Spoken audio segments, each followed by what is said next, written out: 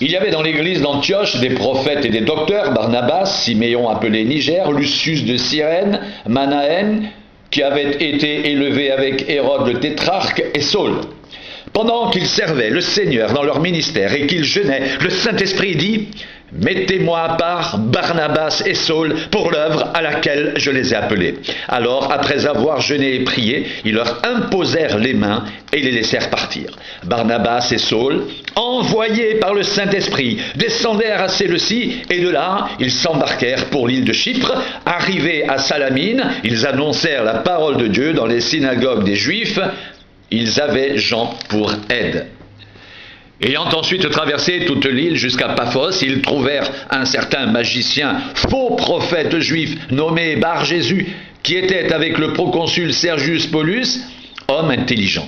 Ce dernier fit appeler Barnabas et Saul et manifesta le désir d'entendre la parole de Dieu. Mais Élymas le magicien, car c'est ce que signifie son nom, leur faisait opposition, cherchant à détourner de la foi le proconsul.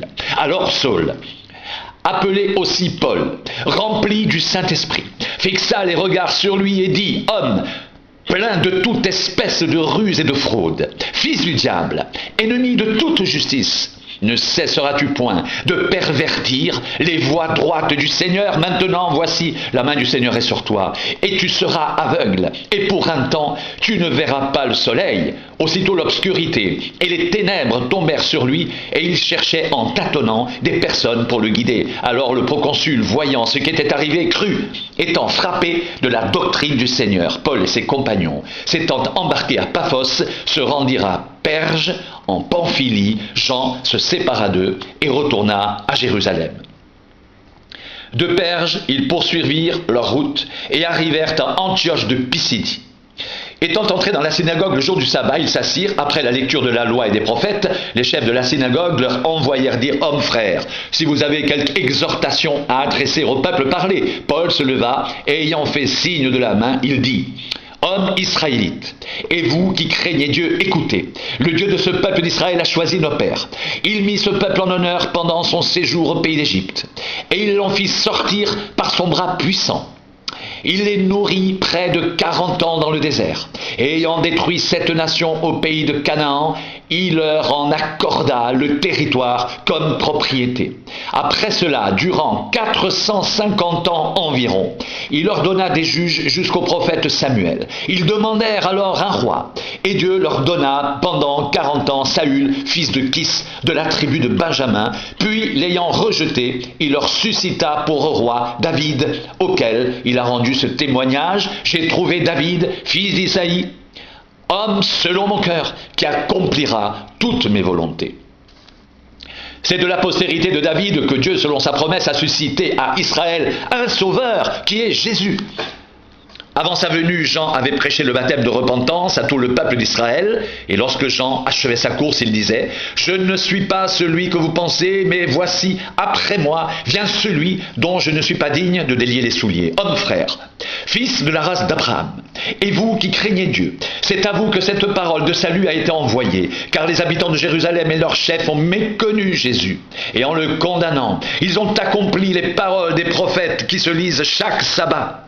Quoiqu'ils n'aient trouvé en lui rien qui soit digne de mort, ils ont demandé à Pilate de le faire mourir. Et après qu'ils eurent accompli tout ce qui est écrit de lui, ils le descendirent de la croix et le déposèrent dans un sépulcre. Mais Dieu l'a ressuscité des morts. Il est apparu pendant plusieurs jours à ceux qui étaient montés avec lui de la Galilée à Jérusalem et qui sont maintenant ses témoins auprès du peuple. Et nous vous annonçons cette bonne nouvelle, que la promesse faite à nos pères, Dieu l'a accompli pour nous, leurs enfants, en ressuscitant Jésus, selon ce qui est écrit dans le psaume 2e, « Tu es mon fils, je t'ai engendré aujourd'hui », qu'il est ressuscité des morts, de telle sorte qu'il ne retournera pas à la corruption.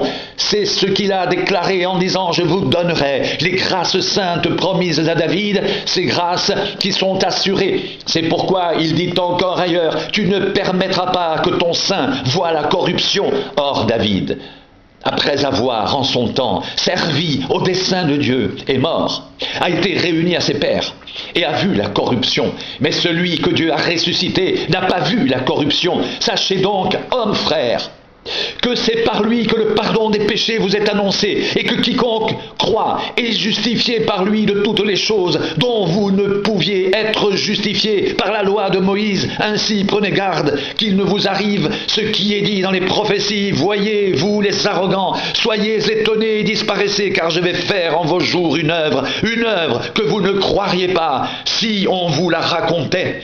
Lorsqu'ils sortirent, on les pria de parler le sabbat suivant sur les mêmes choses, et à l'issue de l'assemblée, beaucoup de Juifs et de prosélytes pieux suivirent Paul et Barnabas, qui s'entretinrent avec eux et les exhortèrent à rester attachés à la grâce de Dieu.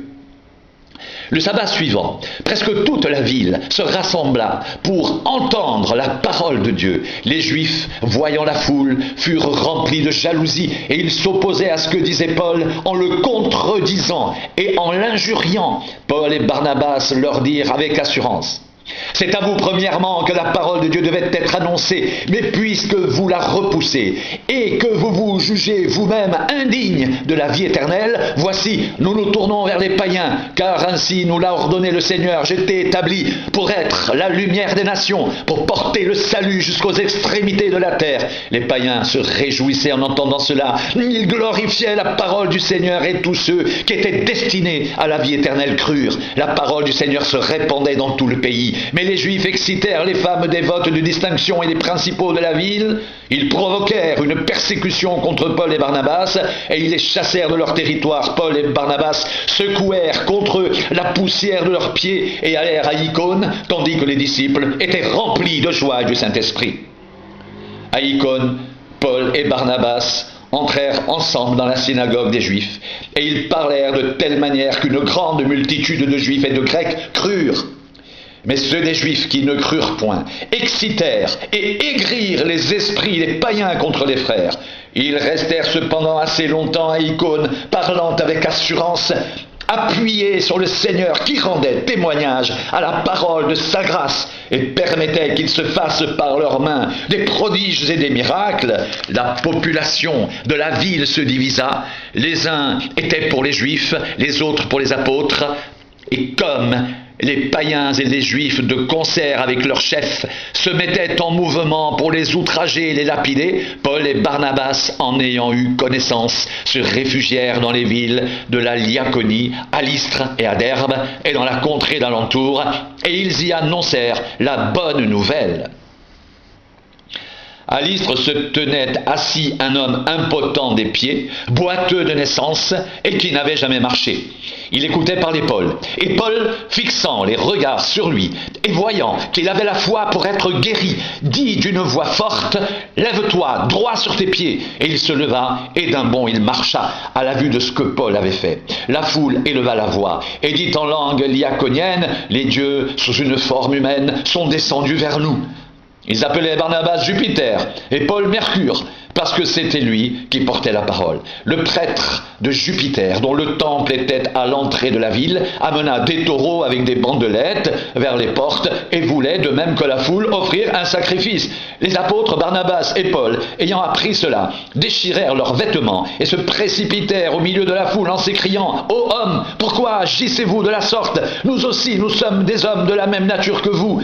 Et vous apportant une bonne nouvelle, nous vous exhortons à renoncer à ces choses vaines pour vous tourner vers le Dieu vivant qui a fait le ciel, la terre, la mer et tout ce qui s'y trouve, car Dieu, dans les âges passés, a laissé toutes les nations suivre leur propre voie, quoiqu'il n'ait cessé de rendre témoignage de ce qu'il est, en faisant du bien, en vous dispensant du ciel des pluies et les saisons fertiles, en vous donnant la nourriture avec abondance et en remplissant vos cœurs de joie. À peine purent-ils par ces paroles empêcher la foule de leur offrir un sacrifice. Alors survinrent d'Antioche et d'Icône des Juifs qui gagnèrent la foule et qui, après avoir lapidé Paul, le traînèrent hors de la ville, pensant qu'il était mort, mais les disciples l'ayant entouré, il se leva et entra dans la ville. Le lendemain, il partit pour Derbe avec Barnabas. Quand ils eurent évangélisé cette ville et fait un certain nombre de disciples, ils retournèrent à Lystre, à Icône et à Antioche, fortifiant l'esprit des disciples, les exhortant à persévérer dans la foi et disant que c'est par beaucoup de tribulations qu'il nous faut entrer dans le royaume de Dieu. Ils désignèrent des anciens dans chaque église et après avoir prié et jeûné, ils les recommandèrent au Seigneur en qui ils avaient cru. Traversant ensuite la Pisidie, ils vinrent en Pamphylie, annoncèrent la parole à Perge et descendirent à Attalie.